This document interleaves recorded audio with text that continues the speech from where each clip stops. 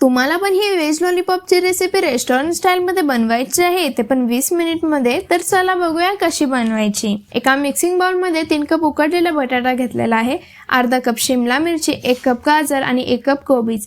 आता इथे जी कोबीज आहे तुम्ही मोठ्या खिसणीने खिसून घ्या, बारक्या खिसणीने खिसू नका, जेणेकरून मोठ्या खिसणीने खिसल्यावर आपली कोबीज जी आहे ती कमी पाणी सोडणार आहे. ह्यातून सगळं पाणी काढून घ्यायचं आहे आणि त्याच्यामध्ये अर्धा कप कांदा घालून थोडीशी बीन्स, मिरची, कोथिंबीर घालून मिक्स करून घ्यायचं आहे. थोडासा वटाणा, गरम मसाला, मिरची पावडर, मीठ, मिरी पावडर, धनजिरा पावडर हेही मिक्स करून घ्यायचं आहे. त्याच्यामध्ये 3 चमचे मैदा, कॉर्नफ्लॉवर घालून तुम्हाला हवं तसं तुम्ही ते शेप देऊ शकता. मी ते गोळे करून घेतलेले आहे. एका कढईमध्ये तेल घ्यायचं आहे. मीडियम फ्लेमवर आपले व्हेज लॉलीपॉप तळून घ्यायचे आहेत. गोल्डन ब्राऊन झाल्यावर आपण हे काढून घ्यायचं आहे. त्याच कढईमध्ये मी थोडंसं आलं, लसूण आणि थोडंसं कांदा परतून घेतलेला आहे.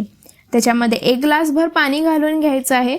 त्याच्यामध्ये 2 चमचे शेजवान चटणी, 2 चमचे टोमॅटो सॉस आणि 1 चमचा सोया सॉस घालून घ्यायचा आहे.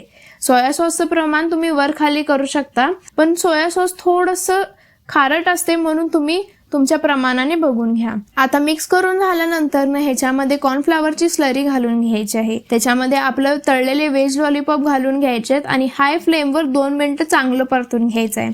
परतून झाल्यावर वरून मी इथं स्प्रिंग ऑनियन घालून घेतलेलं आहे आणि इथं आपली चमचमीत व्हेज लॉलीपॉपची रेसिपी तयार झालेली आहे.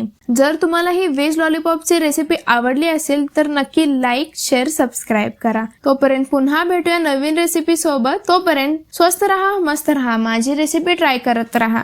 धन्यवाद.